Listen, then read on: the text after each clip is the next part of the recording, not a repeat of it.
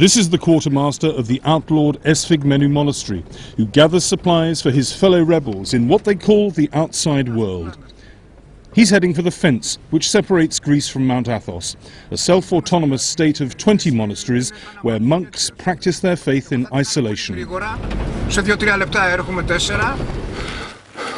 On the other side of the border, the supplies are carried along mountain paths on foot. The most important supplies are medicines for Esfigmenu's infirmary. Take your machine, come. Since the state of siege began 5 years ago, about 20 monks have died without receiving proper medical treatment.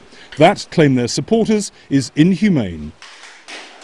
The monks supplement their frugal vegetarian diet with eggs smuggled across the frontier. They used to eat fish, but that's impossible, as the Coast Guard has threatened to seize their boats. Of course I feel persecuted and isolated. I cannot even fish in front of my monastery. I'm here 20 years in this monastery. I spent all my life in this monastery. And I cannot even fish in front of my monastery. Can you imagine that? It is outrageous that the Greek government, at a time of financial crisis, is wasting Greek taxpayers' money to fund the Coast Guard and the police around the Esfigmenu monastery. All the fathers want to do is simply to pray.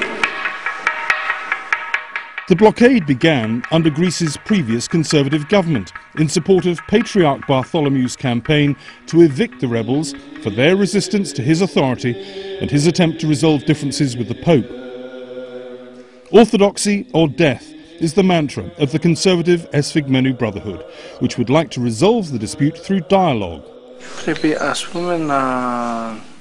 Abbot Methodius appealed for an end to the blockade, saying, "One can't be persecuted for one's beliefs because every monk is a free spirit to believe what he wishes."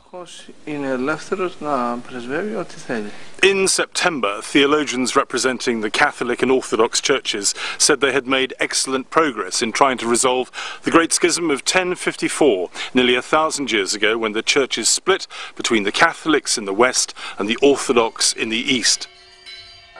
And so pressure on the Esfigmenu rebels is bound to increase. We repeatedly asked the government to respond to the persecution allegations, but senior officials did not reply. Malcolm Brabant, BBC News, Mount Athos.